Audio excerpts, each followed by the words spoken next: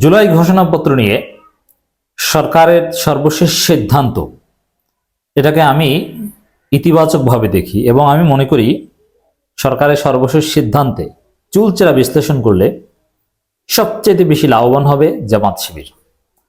দর্শক, এই সরকারের প্রভাবশালী এবং গুরুত্বপূর্ণ একজন উপদেষ্টা জনাব মাহফুজ আলম, তিনি জুলাই ঘোষণাপত্র নিয়ে বেশ কিছু বক্তব্য দিয়েছেন, ব্রিফ করেছেন জাতিকে। এটা রাজনীতিতে একটা নতুন সমীকরণ। তার এই ঘোষণার কয়েকটা দিক নিয়ে আমি একটু আলোচনা করতে চাই। একটা বিষয় হচ্ছে যে জুলাই ঘোষণাপত্র দেওয়া হবে, এটা নিশ্চিত দেওয়া হবে না বা এটা সম্ভব নয়, আমরা এটা এড়িয়ে যাচ্ছি, আমাদের সাথে কোনো সম্পর্ক নেই, একথা কিন্তু বলেনি। জুলাই ঘোষণাপত্র দেওয়া হবে। কিভাবে দেওয়া হবে, কোন প্রক্রিয়া, কবে, এটা আলাদা আলোচনা, কিন্তু দেওয়া হবে এটা নিশ্চিত করা হয়েছে। জুলাই ঘোষণাপত্র দেওয়া হবে মানেই হচ্ছে জামাত শিবির জিতে গেছে।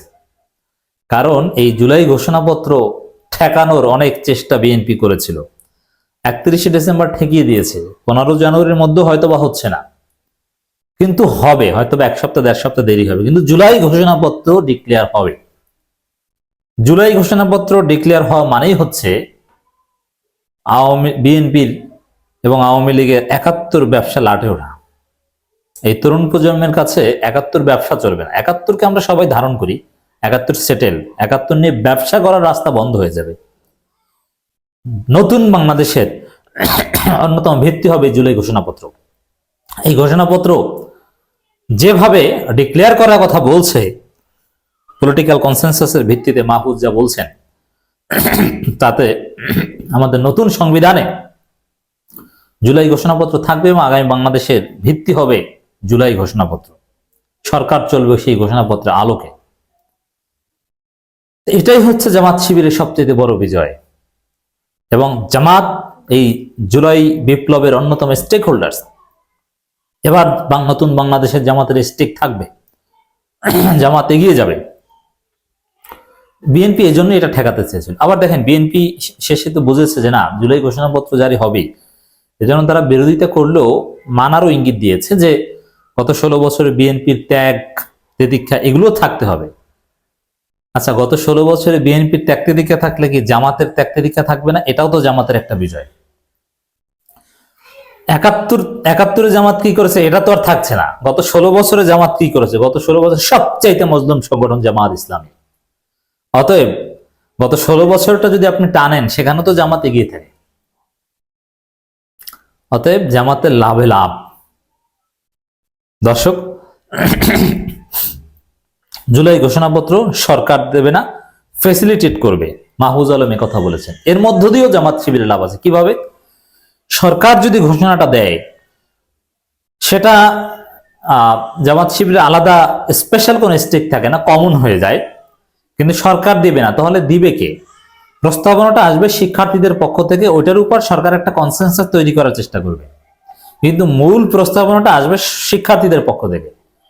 ওটাকেই সরকার ফেসিলিটেট করবে এবং একটা ইত্তেফাক তৈরি করবে। এর অর্থ হচ্ছে এটা। আর বিএনপি আগেই বলেছে শিক্ষার্থীরা যে ঘোষণাপত্র অমুক্তমে, এগুলো জামাত শিবিরের কাজ। এবং definitely Jamaat Shibir, AB party, এরা এর সাথে সমর্থন দিয়ে আসছে। অতএব সরকার দিবে না, সরকার ফেসিলিটেট করবে। এর মানে শিক্ষার্থীরা মূল খসড়াটা দিবে, ওইটা যাচাই বাছাই বা সংযোজন বিয়োজন করে একটা ঐক্যমতে আসবে। এখানেও ক্রেডিট পাওয়ার রাজনীতি যদি করা হয়, জামাত শিবির পাবে। আর জামাত শিবির শিক্ষার্থীরা যেহেতু আগামী নির্বাচনে জোট হতে যাচ্ছে, এটা নিশ্চিত, পরিস্থিতি তাদেরকে এক কাতারে ঠেলে দিবে। অতএব জুলাই ঘোষণাপত্র সরকার দেবে না, ফেসিলিটেট করবে। এর মধ্য দিয়ে বা সরকারের এই সর্বশেষ সিদ্ধান্তের মধ্য দিয়ে শিক্ষার্থী জামাত শিবির আরো লাভবান হবে। বিএনপি আরো ব্যাকফুটে চলে যাবে। কারণ বিএনপি কিন্তু অলরেডি ব্যাকফুটে চলে গিয়েছে।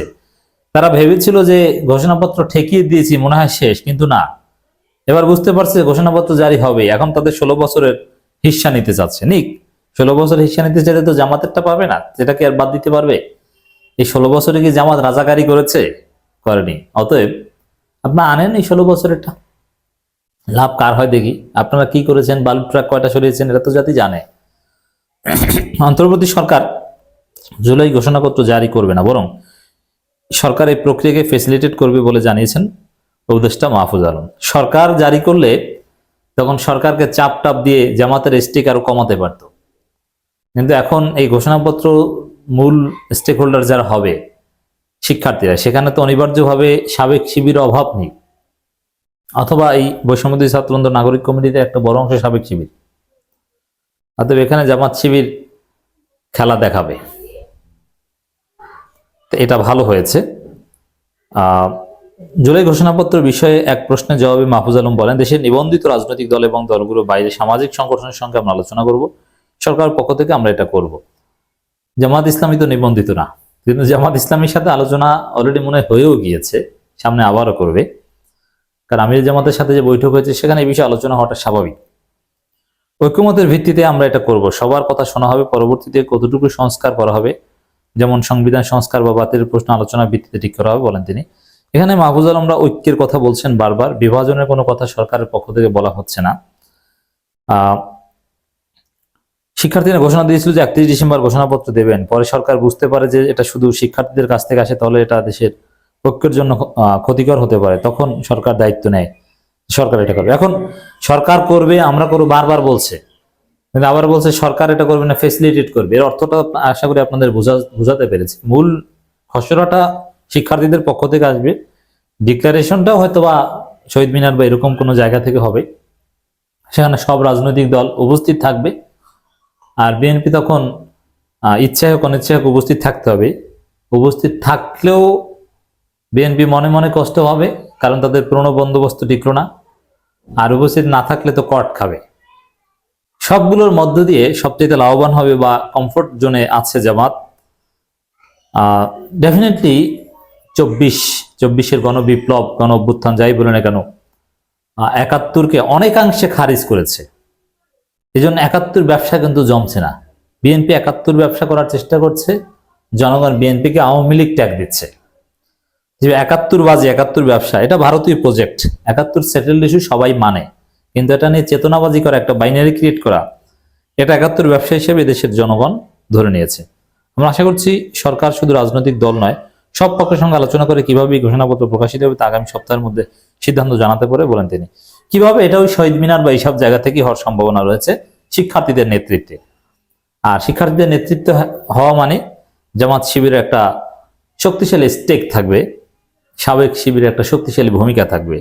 আর সরকারিভাবে যদি যমুনা থেকে গেজেট প্রকাশ করা হতো তাহলে কিন্তু এই অবস্থাটা হতো না। অতএব সরকারের সর্বশেষ সিদ্ধান্তটা এটা জামাত শিবিরের জন্য যথেষ্ট ভালো হয়েছে।